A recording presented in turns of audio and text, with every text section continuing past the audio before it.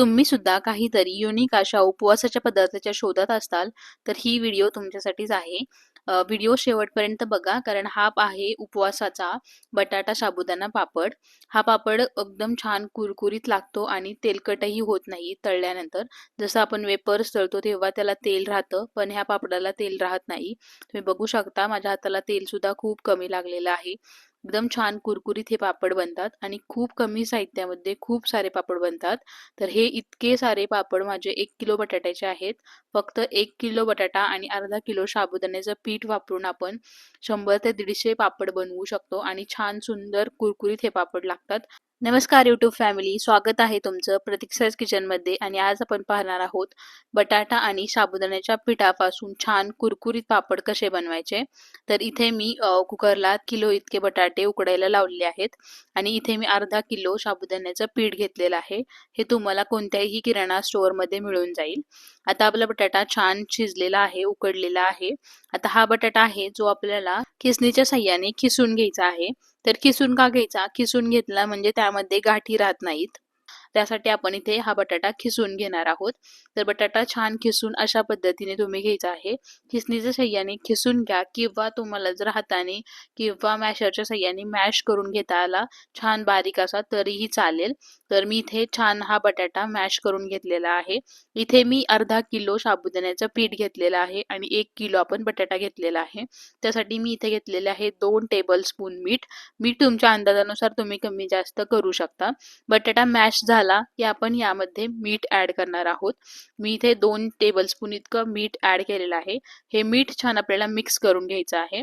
त्यानंतर आपण इथे टाकणार आहोत लाल मिरचीची पावडर. इथे मी काश्मीरी लाल मिरची पावडर घेतलेली आहे. तीही 2 टेबलस्पून आहे. तर तुमच्या अंदाजानुसार तुम्ही हे तिखट आणि मीठ कमी जास्त करू शकता. आणि जर तुम्हाला हवं असल्यास तुम्ही हिरवी मिरची ही वाटून टाकू शकता.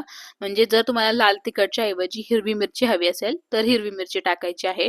आता आपण काय करणार आहोत, जे साबुदाण्याचं पीठ आहे ते आपल्याला पीठ हळूहळू टाकून ह्या ज्या बटाट्याच्या मिश्रणामध्ये छान असं मिक्स करून घ्यायचं आहे. जोपर्यंत हा छान असा घट्ट गोळा बनत नाहीये तोपर्यंत आपल्याला साबुदाण्याचं पीठ मिक्स करायचं आहे. तर तुम्ही बघू शकता थोडं थोडं टाकून आपण सगळं जे अर्धा किलो साबुदाण्याचं पीठ होतं ते आपण यामध्ये टाकलेलं आहे. आणि आता आपला गोळा छान घट्ट झाला आहे. गोळा छान मळून झाला की आपण एका पातेल्यामध्ये पाणी गरम करायला ठेवणार आहोत, कारण आपल्याला हा गोळा उकडून घ्यायचा आहे. त्यानंतर मी यावरती पुरणाची चाळण ठेवली आहे. तुम्ही तुमच्याकडे जर दुसरी चाळण असते जी आपण उकडायची चाळण घेतो, मोदक उकडायची, ती चाळण ठेवली तरीही चालेल. त्यामध्ये आपला जो गोळा आहे त्याचे मी 2 भाग केलेले आहेत आणि तो गोळा छान तुम्ही बघू शकता घट्ट मळलेला आहे. आता हा गोळा आहे त्याला आपल्याला काय करायचं आहे, आपलं जे डोनट असतं त्याच्या आकारामध्ये बनवून घ्यायचं आहे.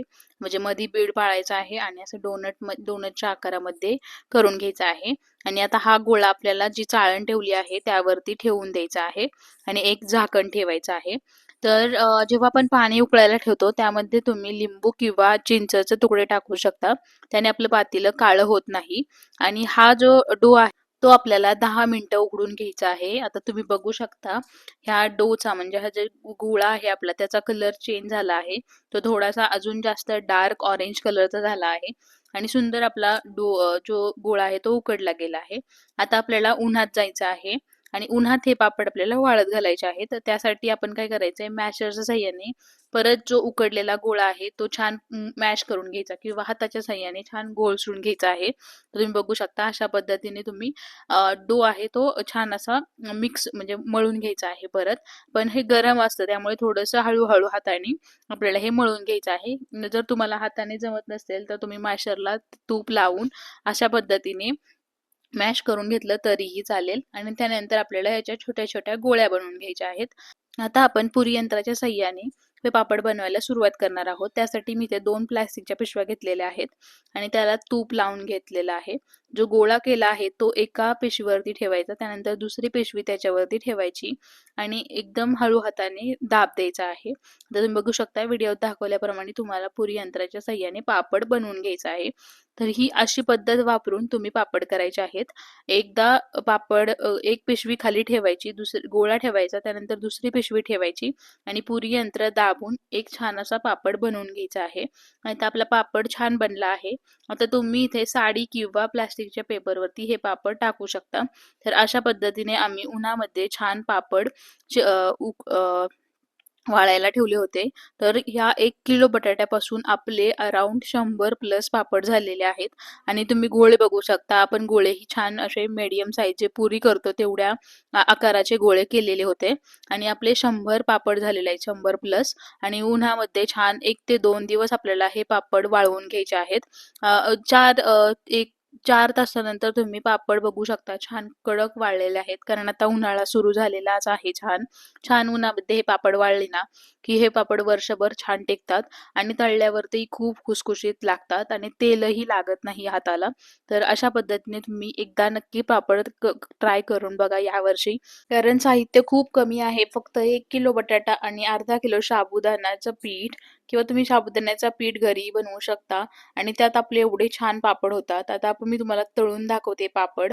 तर आहे ना, हा पापड बघा, याचा आकार केवढासा आहे आणि आता हा पापड तळल्यानंतर केवढा मोठा होतो ते बघा.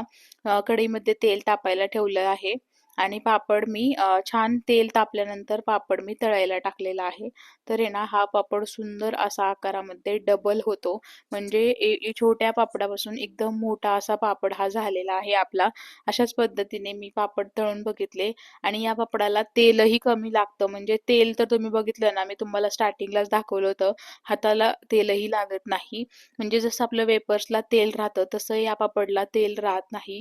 खूप छान टेस्टी हे पापड लागतात. तर यावर्षी नक्की हे पापड ट्राय करा आणि रेसिपी आवडली असल्यास माझ्या चॅनलला फॉलो करा.